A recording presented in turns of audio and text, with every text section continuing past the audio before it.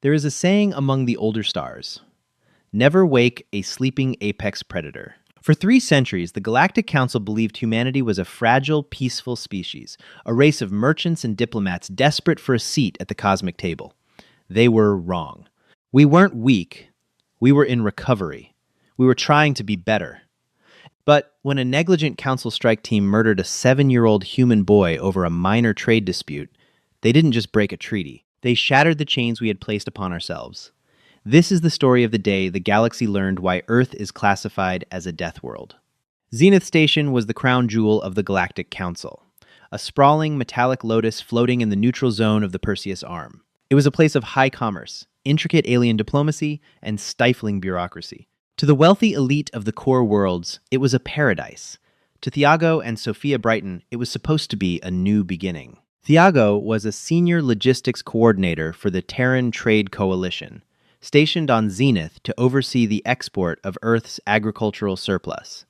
Sophia, an architect, had spent the last 2 years designing the first human-centric habitat on the station. They had brought their 7-year-old son, Lucas, a boy with a profound fascination for the myriad of alien species that walked the promenade. Lucas knew the names of a dozen alien homeworlds before he could spell his own middle name. The incident occurred on a cycle the station designated as High Market.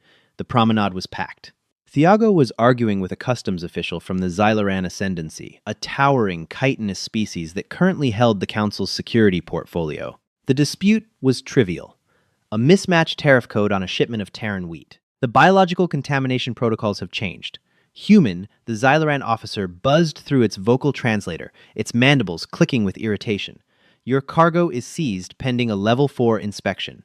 It's wheat, Thiago argued, keeping his tone carefully measured. Humanity was the newest species on the Council, and their representatives were strictly ordered to maintain a posture of total compliance. It's been irradiated, sealed, and certified by your own agricultural ministers. My son and wife are waiting for me. Can we just file the addendum? A few meters away, Sophia was holding Lucas's hand. The boy was pointing excitedly at a passing merchant from the oceanic world of Thalassa.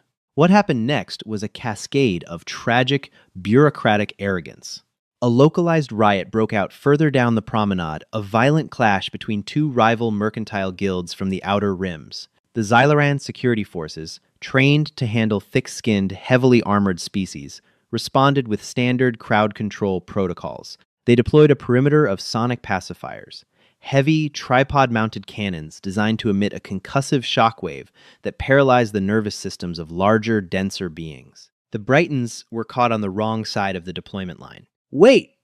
Thiago shouted, seeing the Xyloran troopers engaging the heavy weapons. "There are non-combatant species here! Humans don't have carapace armor!" The commanding officer, a Xyloran named Vale, barely glanced at him. The algorithmic protocols of Council law dictated that maintaining order superseded the safety of unarmored fringe species caught in an active zone. Vael signaled the activation. The shockwave hit the promenade. For a Xyloran, it felt like a heavy, exhausting pressure. For a human adult, it was agonizing, a localized rupturing of capillaries and a deafening concussion that dropped Thiago and Sophia to the deck, blood pouring from their noses and ears. But for a 7-year-old child, whose bone density and organ resilience evolved in the moderate gravity of Earth, it was catastrophic. The sonic wave pulverized little Lucas's internal organs instantly. When the ringing stopped and the dust settled, Thiago crawled across the polished durasteel floor, his vision blurred with blood. He found his wife screaming, a silent, breathless sound, clutching the limp, broken body of their son. Lucas's blue eyes were wide, staring at the artificial sky of the station, unseeing. The aftermath was a masterclass in bureaucratic sociopathy. The Galactic Council did not apologize. They did not launch an investigation. Instead, Councillor Vale issued a standardized form of regret, classifying Lucas Brighton's death as acceptable collateral statistic 44B, a minor incident during a necessary security operation. When Ambassador Andrew Mateo, humanity's representative to the Council, demanded justice, the Council High Arbiter looked down from his podium with absolute indifference. "Humanity must understand," the Arbiter stated coldly. "The galaxy is a dangerous place. Our security forces cannot be expected to recalibrate their equipment for every fragile, soft-tissued species that wanders into a high-risk zone. The child's death is unfortunate, but legally, the Ascendancy acted within the parameters of the Zenith Accords. Case closed. They thought that would be the end of it. They thought the humans would weep, file their grievances, and retreat to their corner of the galaxy, too weak and dependent on council trade to do anything else. They didn't know that on Earth, Thiago Brighton was carrying a tiny mahogany casket through the pouring rain of Arlington. And they didn't know that humanity's peaceful demeanor wasn't a biological trait. It was a mask. For 72 hours following the Council's dismissal, Earth did absolutely nothing. There were no further protests, no fiery speeches on the floor of the Galactic Senate, no trade embargoes announced. To the Xylarans and the rest of the Council, this was proof of human cowardice. They understand their place, Councillor Vale remarked to his aides, over a cup of synthesized nectar, a fragile species, easily broken. They know a single dreadnought of our fleet could turn their blue world into glass. They will mourn, and tomorrow they will return to selling us their grain. But the silence from Sector Sol wasn't the silence of submission. It was the silence of a hammer being drawn back. Deep beneath the Appalachian Mountains, in a bunker that hadn't seen use since the chaotic unification wars of the 22nd century, President Andrew Mateo sat at the head of a massive obsidian table. He was no longer dressed in the soft silks of a diplomat. He wore the stark black uniform of the Terran commander-in-chief. Across from him sat Tiago and Sophia Brighton. They looked hollowed out, ghosts of the people they had been just days prior. "The Council has made its ruling," President Mateo said, his voice heavy, echoing in the cavernous room. "They consider the murder of your son to be a mathematical necessity of their law. They believe we are a weak, nascent species that has survived only by the grace of their treaties." Thiago stared at the table. His fists clenched so tightly his knuckles were white. "They looked at my boy, Mr. President. They looked at his body, and they called it a statistic." "I know, Tiago," Mateo replied softly. He looked up, addressing the shadows at the far end of the room. "Admiral Harry, are the locks disengaged?" An older man stepped into the dim light. Admiral James Harry was a relic. While the rest of humanity had spent the last century breeding diplomats, scientists, and traders to integrate into the galactic community, Harry had been left to guard the basement. He was the warden of Earth's deepest, darkest secret. Before humanity ventured into the stars, they had almost destroyed themselves.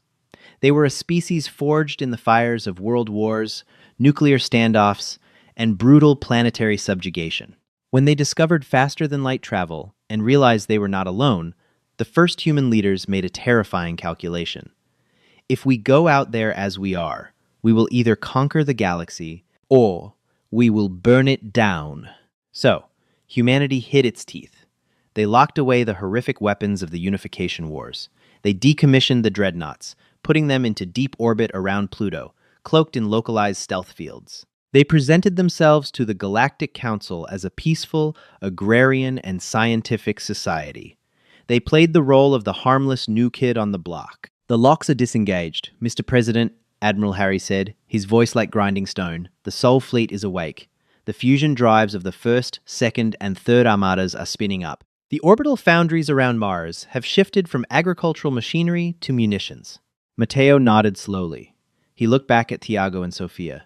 "We tried to be part of their civilized galaxy. We accepted their rules, their insults, their condescension, all in the name of peace. But a society that accepts the murder of a child as a collateral statistic is not civilized. It is a machine. And it is time we break that machine." The president activated a global comms relay. Within seconds, a message was transmitted to every human outpost, every merchant ship, every mining colony in the galaxy. It was a single coded phrase, Code Black. Return to the den. Over the next 48 hours, the Galactic Council witnessed something entirely inexplicable. Every human vessel, freighters, passenger liners, scientific surveyor ships abruptly ceased operations. Without explanation, they cut their comms, fired up their slipspace drives, and vanished.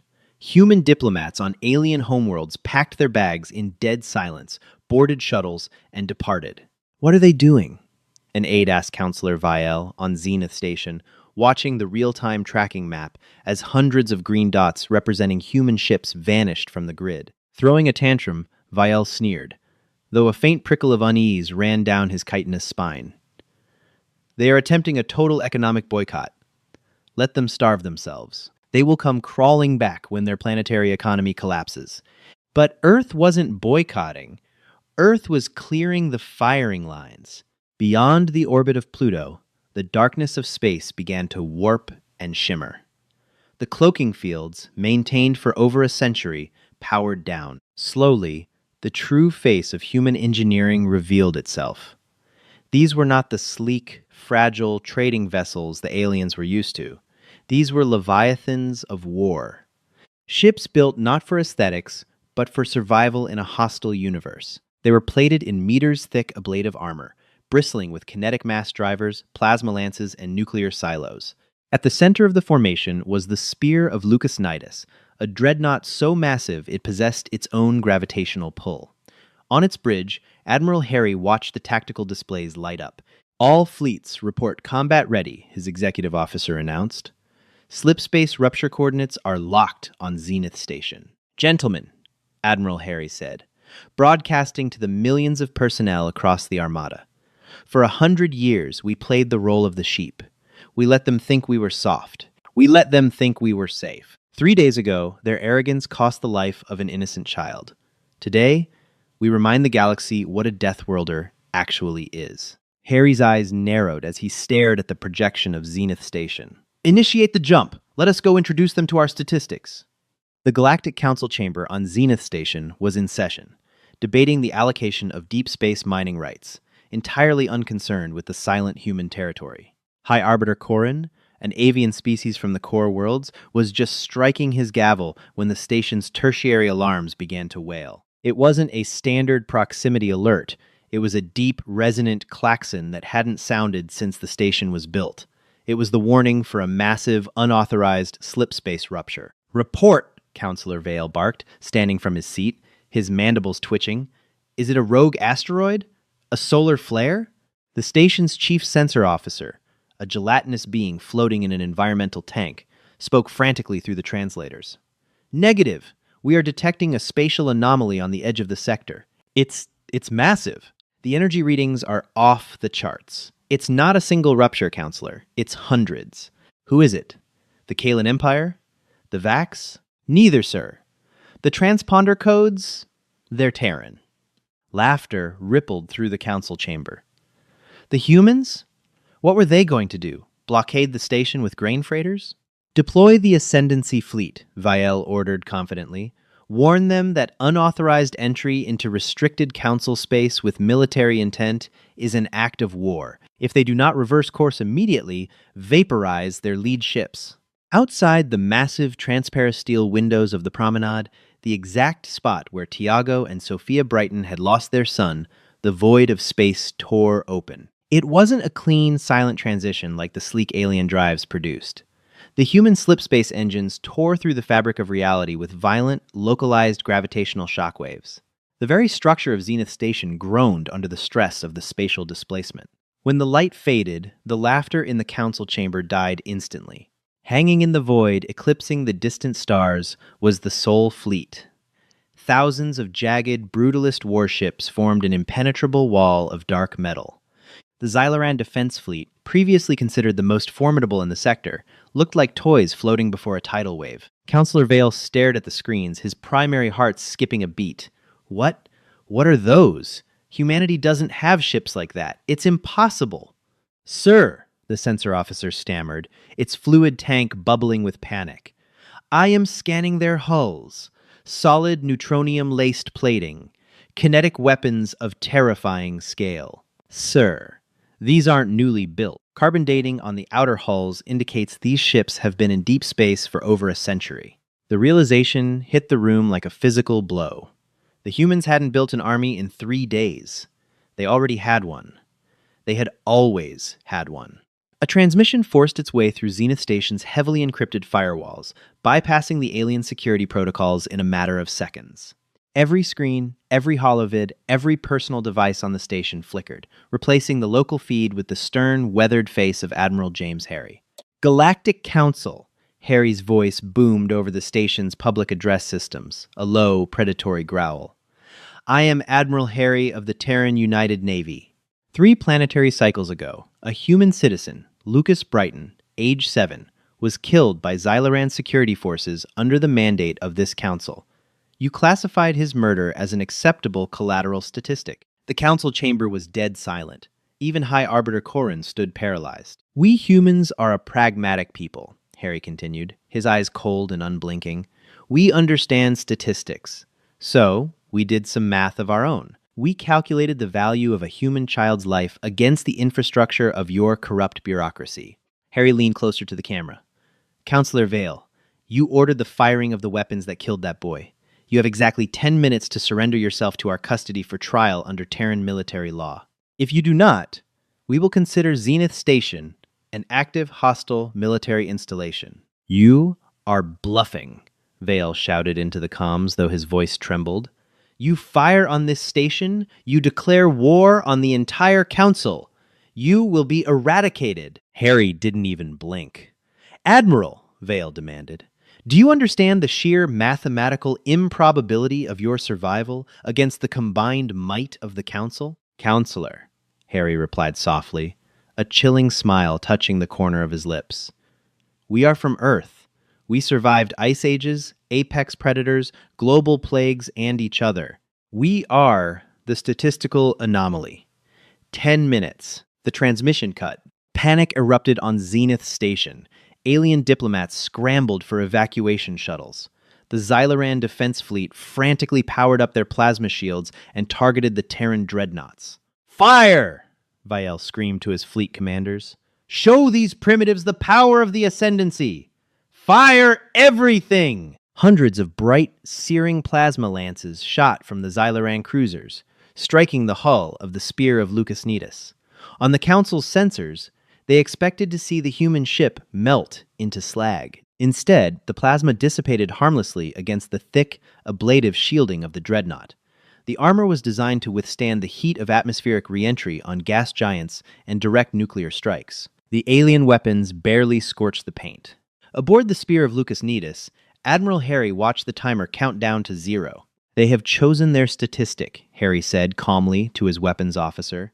Target the Xyloran defense fleet. Kinetic batteries only. Let's show them what real physics looks like. Targeting locked, sir. Fire. The human ships didn't use elegant energy beams. They used mass drivers, magnetic rails, accelerating dense tungsten slugs to a fraction of the speed of light. It was brutal, primitive, and completely unstoppable by energy shields designed to deflect plasma and lasers. The first volley from the Terran fleet didn't just damage the Xyloran cruisers, it erased them. The tungsten rounds punched through the alien energy shields as if they were wet paper, slamming into the delicate, highly engineered hulls of the Ascendancy ships. The kinetic transfer was so absolute that the alien vessels were instantly shattered into millions of pieces of shrapnel. In less than 40 seconds, the pride of the Galactic Council's security force was reduced to a cloud of expanding debris. Not a single human ship had taken critical damage. Inside the council chamber, High Arbiter Corrin collapsed into his chair, the color draining from his feathers. Counselor Viel was frozen, watching the destruction of his fleet, the realization of his catastrophic mistake finally sinking in. They hadn't policed a weak, fringe species. They had kicked the cage of a monster that had spent a century desperately trying to pretend it wasn't a monster anymore. And now, the cage was open. The silence that followed the destruction of the Xyloran defense fleet was heavier than the gravity of a collapsing star. On Zenith Station, millions of extraterrestrial citizens, merchants, diplomats, tourists, and bureaucrats stared at the nearest viewing ports or holoscreens in absolute paralyzed horror. In less than a minute, the Terran United Navy had systematically dismantled a fleet that had maintained galactic order for 3 millennia. There were no grand monologues, no tactical repositioning, no theatrical displays of energy fields. There was only the cold, brutal application of kinetic force. The expanding cloud of metallic dust and flash-frozen coolant was all that remained of the Council's military authority in the Perseus Arm. Aboard the Spear of Lucas Nidus, Admiral James Harry stared at the tactical holodable, his expression unreadable. Target neutralized, Admiral, reported Commander David Reynolds, the ship's tactical officer. No residual energy signatures detected from the Xyloran vessels. Zenith Station's automated defense grids are attempting to lock onto us, but their targeting algorithms cannot process our stealth bafflers. We are essentially ghosts to their targeting computers. Let them look, Harry said, his voice a low gravel. Open a wideband channel to the station. Audio only. Let's give them their final warning. Inside the Grand Council chamber of Zenith Station, High Arbiter Korun was desperately trying to restore order. Lawmakers from 100 different worlds were screaming over one another, their various translator modules creating a cacophony of panicked alien dialects. Councillor Vale of the Xyloran Ascendancy was backed against his podium, his mandibles clicking in a frantic, irregular rhythm, a biological indicator of profound shock. Suddenly, the station's ambient lighting shifted from a warm, artificial sunlight to a harsh, emergency crimson. The deafening hum of the Terran broadcast overrode everything else. Galactic Council. Admiral Harry's voice resonated through the deck plating itself. Your defensive perimeter is gone. We have isolated Zenith Station. Any vessel attempting to launch from your docking bays will be vaporized. Any automated defense battery that powers its capacitors will be neutralized. You have 5 minutes to deliver Councillor Vale to IROC 4 on the promenade. If he is not there, we are coming inside. He can't do that, Councillor Vale shrieked, his 4 primary arms gesturing wildly toward Arbiter Korun. The Zenith Accords forbid planetary bombardment or station breaching without a formal declaration of war. It violates every statute of civilized engagement. Civilized? Korun snapped, his feathers bristling as he slammed his gavel down, cracking the marble podium.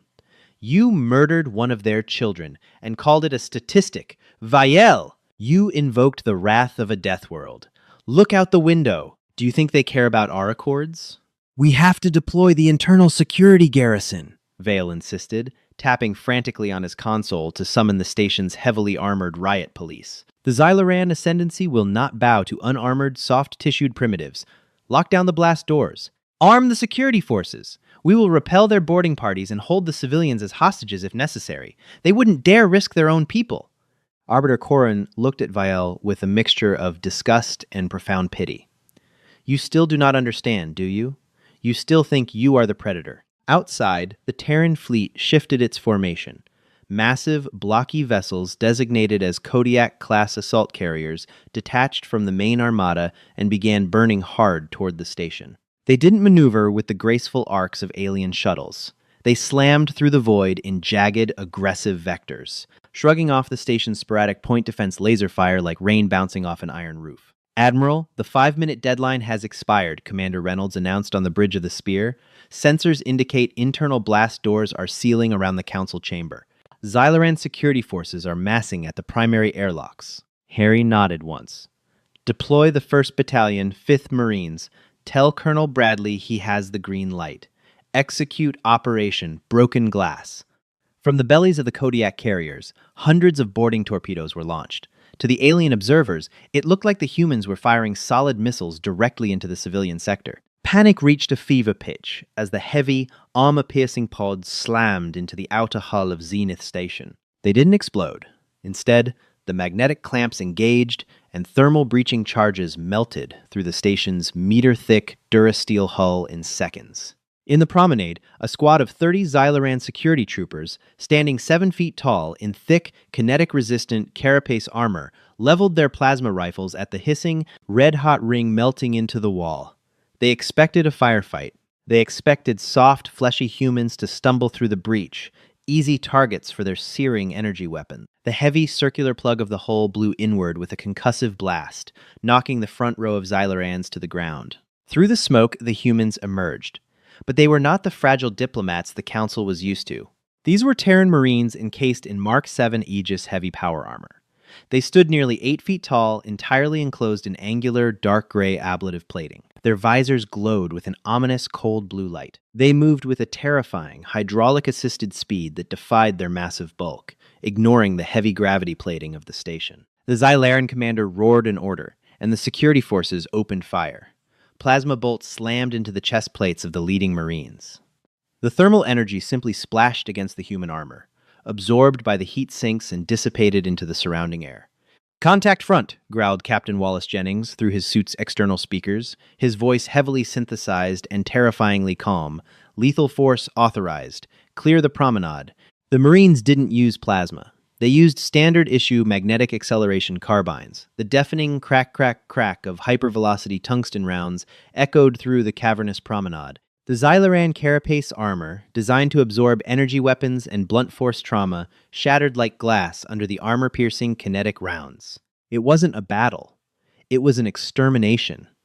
In less than 30 seconds, the entire Xyloran security detachment lay dead or dying. Not a single Marine had fallen. Captain Jennings stepped over the twitching body of a Xyloran enforcer, his heavy magnetic boots crunching on the pristine white tiles of the station's commercial hub. He looked around. Thousands of alien civilians were huddled in the corners of the promenade, screaming, covering their eyes, waiting for the slaughter. Jennings raised his armored hand, gesturing for his squad to halt. He activated his external translation matrix, projecting his voice across the massive room. "Terran Marines," Jennings announced, his voice booming over the cries of the crowd.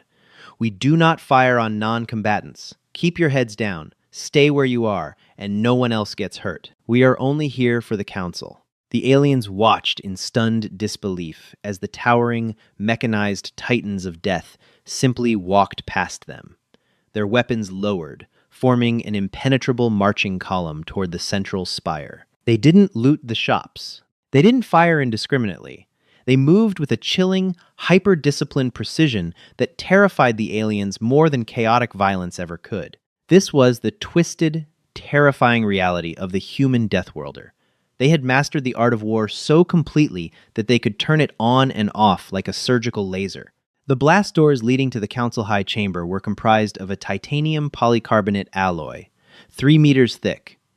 The Council architects had boasted they could withstand a direct orbital strike. To the engineers of the Terran combat divisions, it was merely an inconvenience. Inside the chamber, Councillor Vielle was pacing frantically, checking the security feeds. He watched, horrified, as the human boarding parties bypassed the labyrinthine security checkpoints, using localized explosive charges to create their own doorways through walls, floors, and ceilings. They weren't fighting the station's layout. They were ignoring it. "They are 50 meters away," Vale screamed at the remaining royal guards. "Hold the line! When they breach the door, concentrate all fire on the entrance." High Arbiter Corrin sat quietly in his elevated seat, his eyes closed. "You cannot hold back a tsunami with a shield, Vielle. It is over." A rhythmic, heavy thudding echoed from beyond the massive blast doors, the sound of magnetic boots marching in unison. Then, silence. For 10 agonizing seconds, nothing happened. Vielle's guards kept their weapons trained on the center of the door.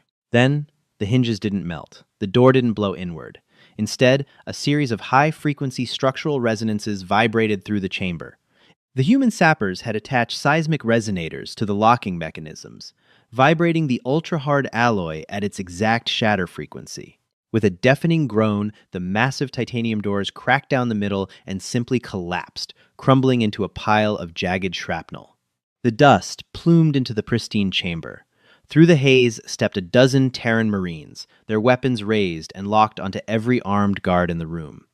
Laser sights danced across the chests of the Xyloran defenders. "Drop your weapons," a Marine ordered, his voice echoing through the silent room. One panicked Xyloran guard twitched, his finger tightening on the trigger of his plasma rifle. Before the weapon could even hum to life, 3 kinetic rounds struck him center mass, throwing him backward over the legislative benches. The rest of the guards instantly dropped their weapons, falling to their knees, their manipulators raised in surrender. The Marines parted, creating an aisle through the center of the chamber. From the back of the formation, stepping over the ruined blast doors, came Admiral James Harry. He was not wearing power armor. He wore the crisp, black dress uniform of the Terran Navy, his chest adorned with ribbons from wars the galaxy didn't even know existed. He walked slowly, his hands clasped behind his back, taking in the grand, terrified assembly of the Galactic Council. He looked up at the towering ceiling, then down at the alien delegates cowering in their seats. "Such a beautiful room," Harry said softly, the translation matrix carrying his voice to every ear. "You make such grand, sweeping decisions in here. Decisions about the lives of billions. Decisions about who matters and who is merely a statistic." Harry stopped at the base of the central podium, looking directly up at High Arbiter Corrin. The avian alien swallowed hard, gripping the edges of his desk. Admiral Harry, Corrin began, his voice trembling despite his best efforts to maintain diplomatic composure. We recognize the strength of your fleet. We are prepared to offer reparations, financial compensation for the family, trade concessions, a seat on the inner circle. Harry didn't smile. He didn't blink. You misunderstand the nature of our visit, Arbiter. We didn't come here to negotiate a better trade deal. We came to rewrite the rules of your universe. Harry turned his gaze toward Counselor Vale, who was shrinking back against the marble steps, his mandibles quivering. Counselor Vial, Harry said, his voice dropping an octave, carrying the lethal weight of absolute authority. 3 days ago, you classified Lucas Brighton's death as acceptable collateral statistic 44B. I am here to inform you that the Terran United Government rejects your mathematics. Harry signaled to the Marines. 2 towering armored soldiers stepped forward, grabbing Vial by his upper appendages. The Xyloran shrieked, struggling uselessly against the hydraulic grip of the human power armor. You have no jurisdiction! Vale screamed, his voice cracking. I am a sovereign representative of the Ascendancy! You cannot do this! Watch me, Harry replied coldly. He turned back to the rest of the council, projecting a holographic document from a device on his wrist. It hovered in the center of the room, glowing blood red. This is the Soul Doctrine, Harry announced, his voice ringing with absolute finality. As of this moment, it supersedes all Zenith Accords within 1,000 light-years of Terran space. It has one core tenet, and I suggest you all commit it to memory. The Admiral swept his gaze across the room, ensuring he had the terrified attention of every species present. If any member of the Galactic Council, its security forces, or its affiliated governments harms a human civilian, if you spill a single drop of Terran blood through malice, negligence, or bureaucratic arrogance, we will not file a grievance. We will not seek reparations. We will bring the Sol fleet to your homeworld, and we will dismantle your military infrastructure until you are thrown back to the Stone Age. We will salt your skies with orbital fire. The silence in the room was absolute. The delegates realized they weren't dealing with a civilized political body. They were dealing with a highly organized pack of apex predators who had just established the boundaries of their territory. We tried to be the gentle merchants, Harry continued, his tone softening just a fraction, hinting at the profound sorrow beneath the rage. We hid our fangs because we knew how sharp they were. We wanted to be better than our history. But you demanded the Deathworlders. So, here we are. Harry turned on his heel, his dress shoes clicking sharply on the marble floor. Take him to the brig, he ordered the Marines, holding Vale. He will stand trial in Arlington, Earth, and he will face a human jury. Admiral, Arbiter Corrin called out, his voice desperate. What of the Ascendancy? What of our treaties? Harry paused at the ruined threshold of the doors, looking back over his shoulder. Your treaties are void. The Ascendancy fleet is dust. Pray we do not find any more errors in your paperwork, Arbiter. With that, the Terran forces withdrew. They moved with the same terrifying, disciplined silence with which they had arrived. They didn't linger to gloat. They simply marched back to their dropships, leaving the Galactic Council broken and forever changed. 6 weeks later, on a quiet, rain-slicked afternoon in Arlington, Virginia, Tiago and Sophia Brighton stood beneath a sprawling oak tree. The air was cool, the sky a bruised purple. Beneath the tree was a small headstone, carved from black marble. Lucas Brighton, beloved son, he loved the stars. Tiago held Sophia's hand, staring down at the fresh earth. The galaxy had been turned upside down. The news networks were flooded with endless reports of the Galactic Council capitulating to Terran demands. Alien ambassadors were bending over backward, rewriting their safety protocols, terrified of inciting the wrath of the Soul Fleet. The universe was suddenly, violently safe for humanity. But as Tiago looked at the small grave of his 7-year-old son, the geopolitical victories meant nothing. The might of the dreadnoughts, the terror in the eyes of the alien counselors, the justice brought upon Vial, none of it could bring Lucas back. President Andrew Mateo stepped quietly through the wet grass, holding a black umbrella. He stood a respectful distance away, his head bowed. Mr. President, Tiago acknowledged softly, not looking away from the stone. Tiago. Sophia, Mateo replied, his voice heavy with grief. The trial concluded this morning. Viel was found guilty of negligent homicide and crimes against humanity. He's been sentenced to life in a maximum security black site. No parole. No extradition. Sophia pulled her coat tighter around her shoulders, a single tear cutting through the rain on her cheek. "Does it matter?" she whispered, her voice cracking. "The galaxy is terrified of us now, but we still have to go home to an empty house." President Mateo stepped closer, lowering his umbrella slightly. "I know, Sophia. I know it doesn't fix it. The universe is a cruel, chaotic place, and we paid the highest possible price to learn that lesson. But I promise you this." Mateo looked up, his eyes locking onto the cloudy sky, where hidden amongst the stars, the most powerful fleet in existence, stood a silent, unyielding watch. No alien bureaucrat, no council, no empire will ever look at a human child and call them a statistic again. Lucas made sure of that.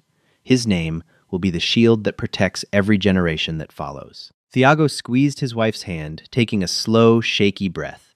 The rain continued to fall, washing over the black marble. Out there, in the vast, cold dark of space, the ancient predators of Earth were finally awake, and they would never, ever go back to sleep.